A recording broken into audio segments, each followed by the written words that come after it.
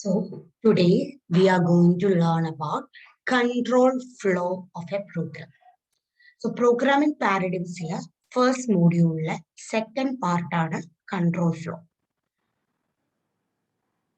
What do you mean by control flow? Control flow nu parnala the program order in which the execution happens. So ഏത് ഓർഡറിലാണ് ഒരു പ്രോഗ്രാമിൽ execution നടക്കുന്നത് ആ ഓർഡറിനെയാണ് control flow എന്ന് പറയുന്നത്. So നമുക്കറിയാം ഏത് ഡിഫറെന്റ് ടൈപ്സ് ഓഫ് പ്രോഗ്രാമിംഗ് ഉണ്ട്. Imperative and functional programming. Imperative programming ഇങ്ങനെ എക്സാമ്പിൾ ആണ് C, C++, Pascal, Fortran, Ada etcetera. And logic functional programming example ആണ് Lisp, Prolog. So in both of the programming style, we have to define the control flow of the program. So നമുക്ക് ഈ control flow പഠിക്കാനുള്ളത് ഇത്രയും topics ആണ്. അതായത് first മോഡ്യൂളിലെ second പാർട്ടിൽ ഇത്രയാണ് പഠിക്കാനുള്ളത്. Expression evaluation, structured and unstructured flow, sequencing, selection, iteration, recursion, non-determinacy. These are the main topics we have to cover in the part 2 of module 1. So first we can start with expression. What do you mean by expression? At least oru operator oru operand ulladana expression. At least one operand and one operator. For example, minus A, that is an expression. A plus plus, that is also an expression. A plus B, that is also an expression. So expression means an operator or function applied to a collection of operands or arguments.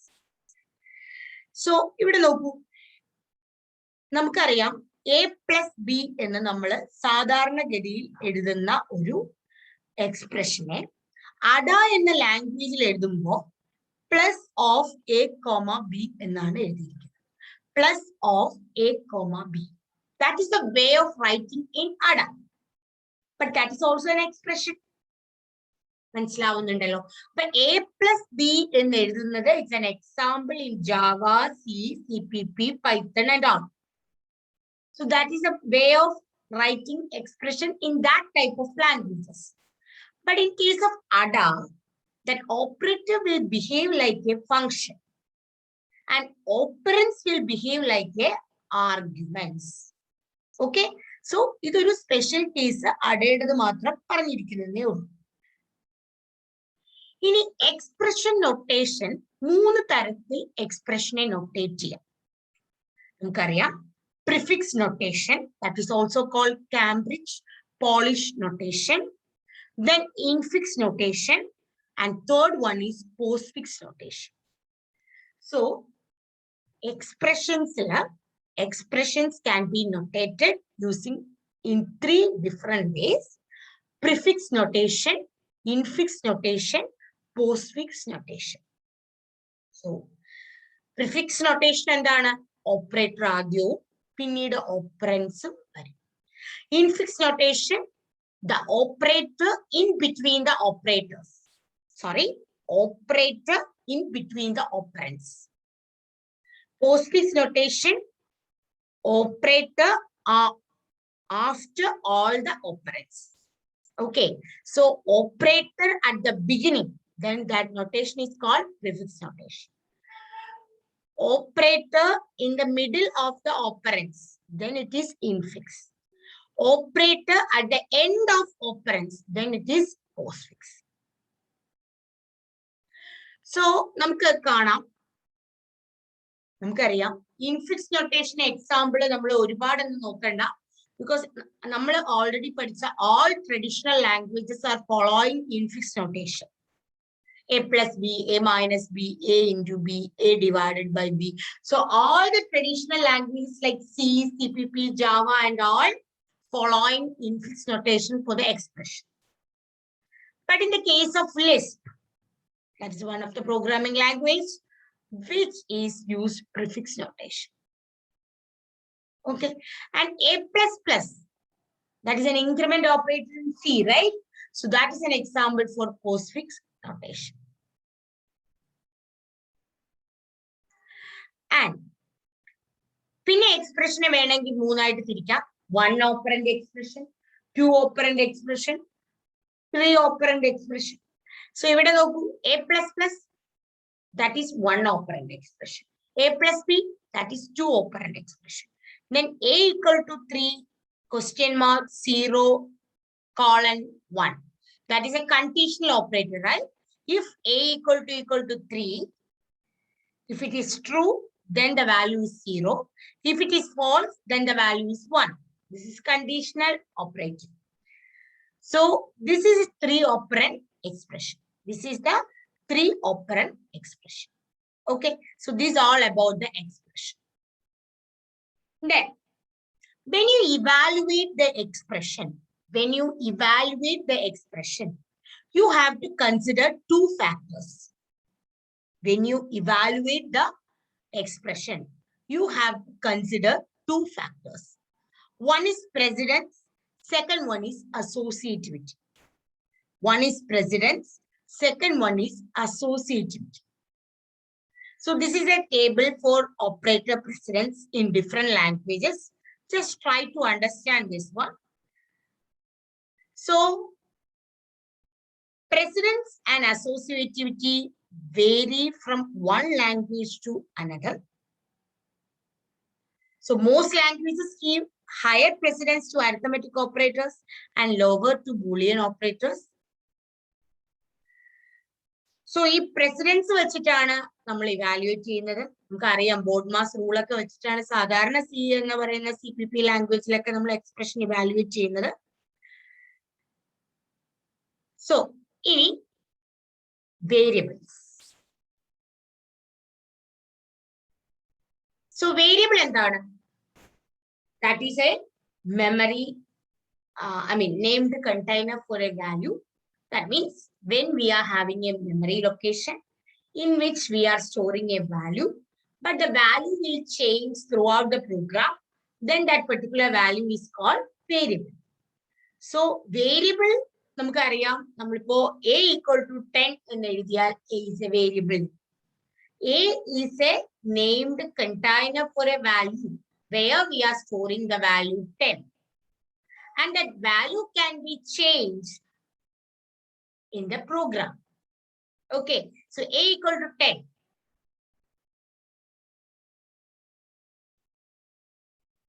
So A equal to 10. A equal to 10. So അത് കഴിഞ്ഞ് A equal to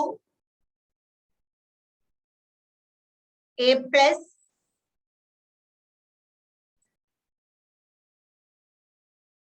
seven.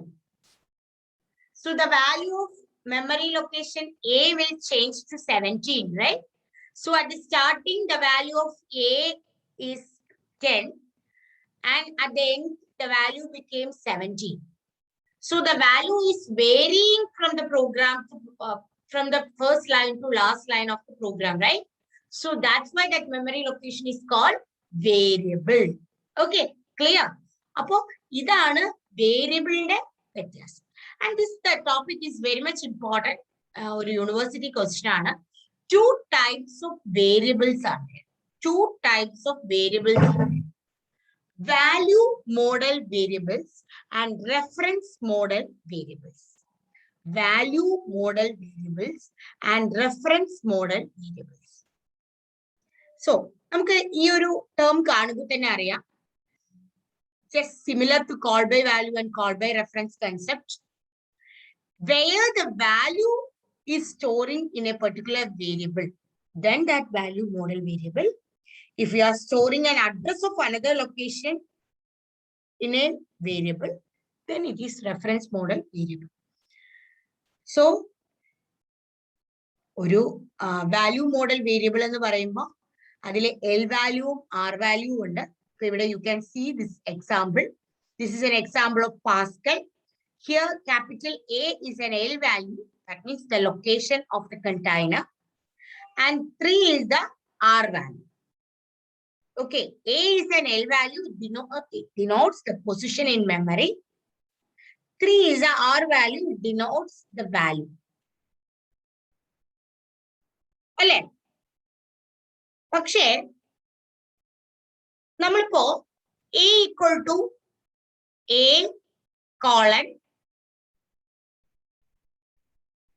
equal to 3. So this is a way of writing a variable in the Pascal language, right? Here the L value A, which denotes a position of a memory, and 3 is a R value, which is a value which can store in a location A. But in the language Pascal, we are writing like this: A equal to 4,000.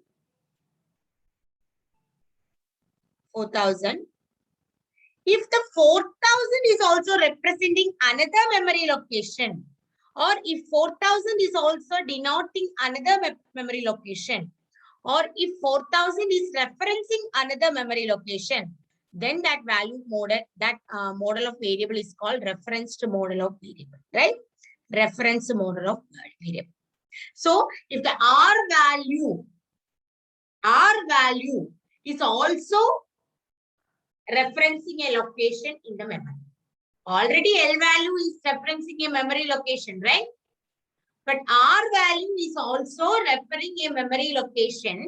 Then it is called reference model of variables.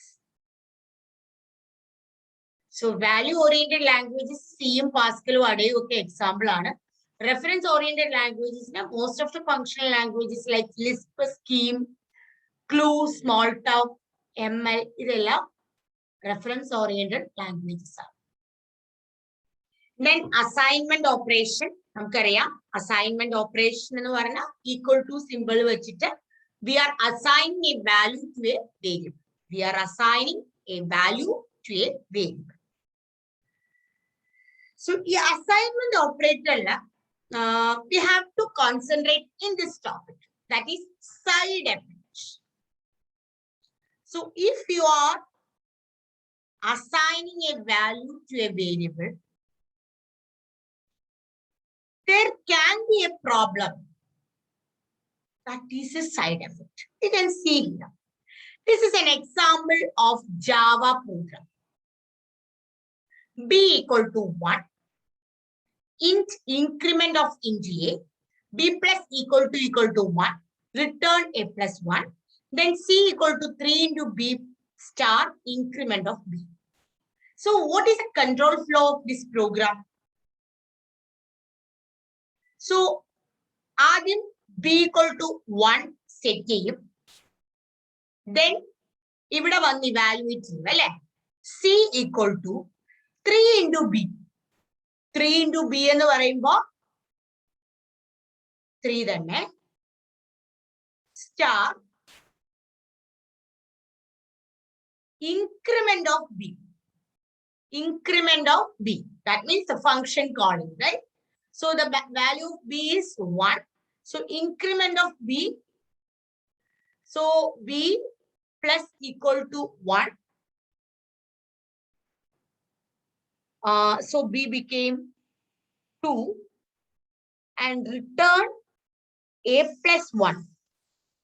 So 2A, ഇവിടെ B എന്ന് പറയുന്നത് actual parameter ആണ്. A is a formal parameter. So when you calling increment of B, then A become 1. A become 1. A become 1. But here the value of B is changing, not changing A. So return A plus 1 means returning 2 only. So here you are getting the value 2. So ultimately you will get the value of C as 6.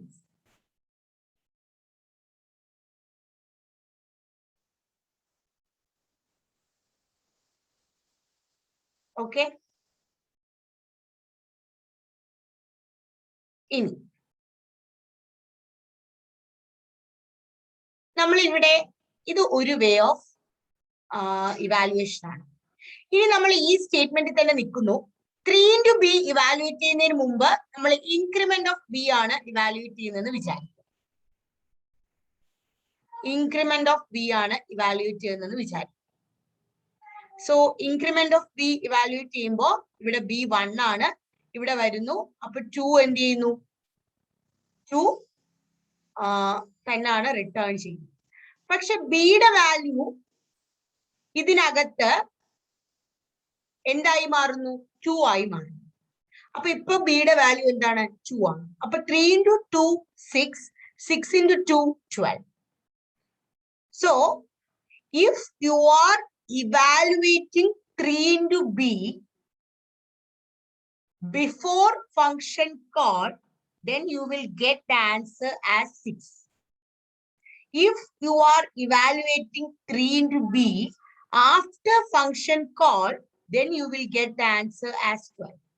Clear? The program nokka. If you are evaluating 3 into b before function call, then you will get the answer is 6. If you are evaluating 3 into b after function call, then you will get the answer is 12. So there are 2 answers, right? And the answer will change with the control flow of program or the order of execution of the program.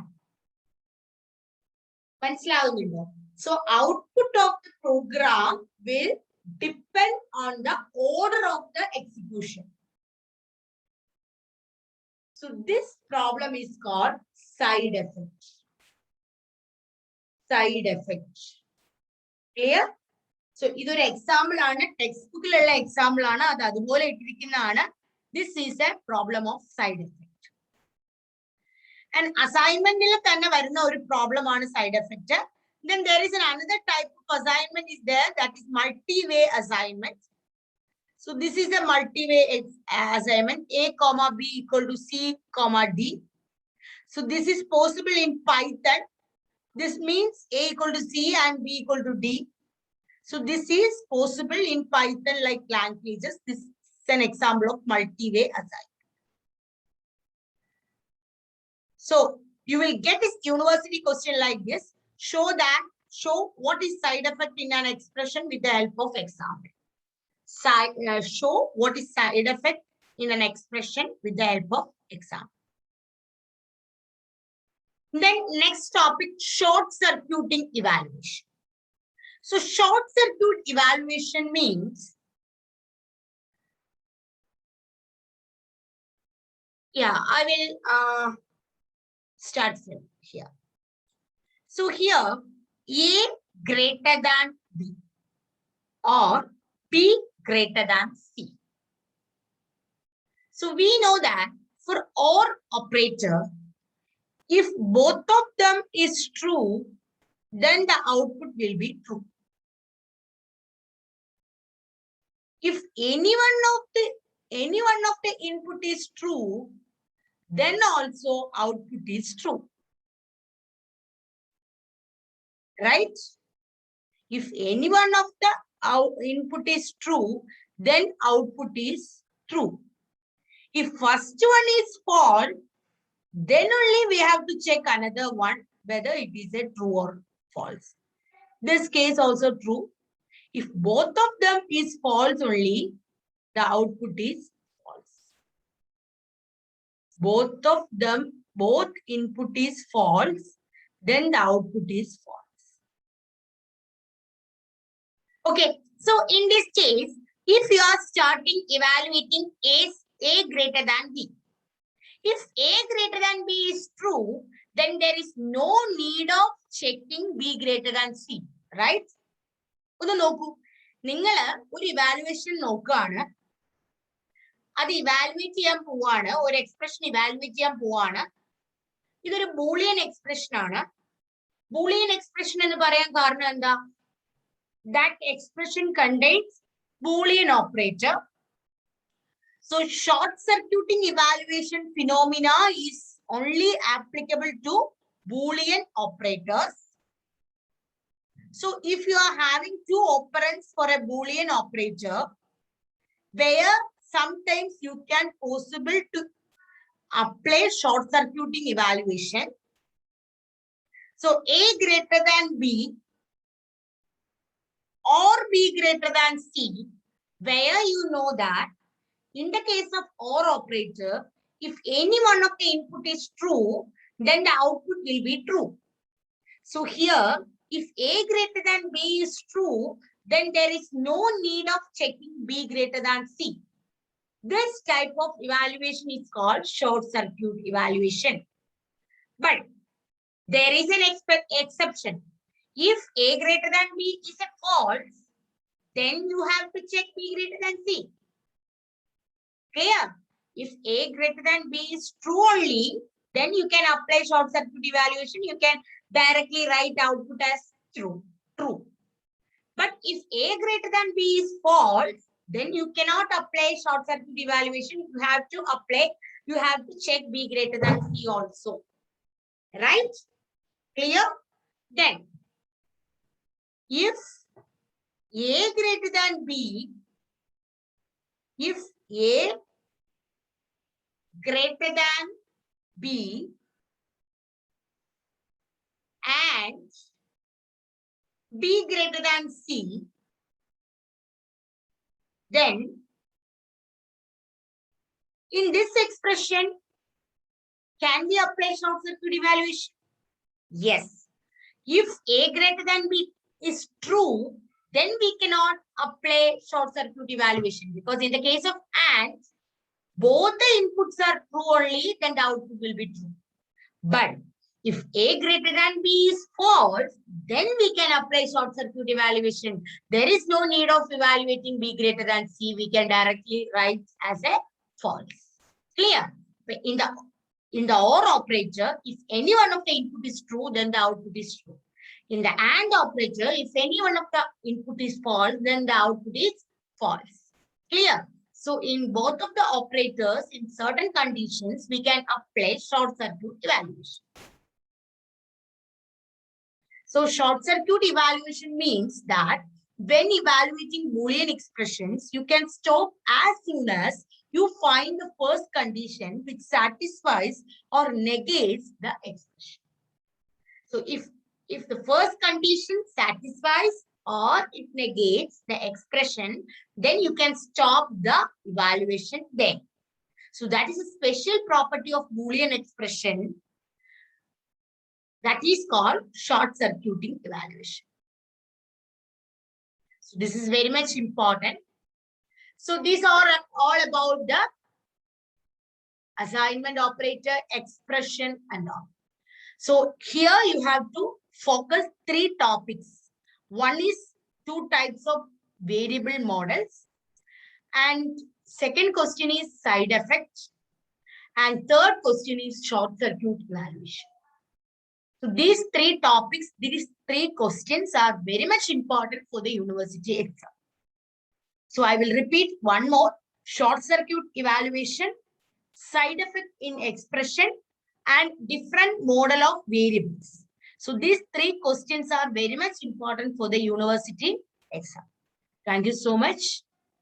And the types of structured flow we'll discuss in the next video.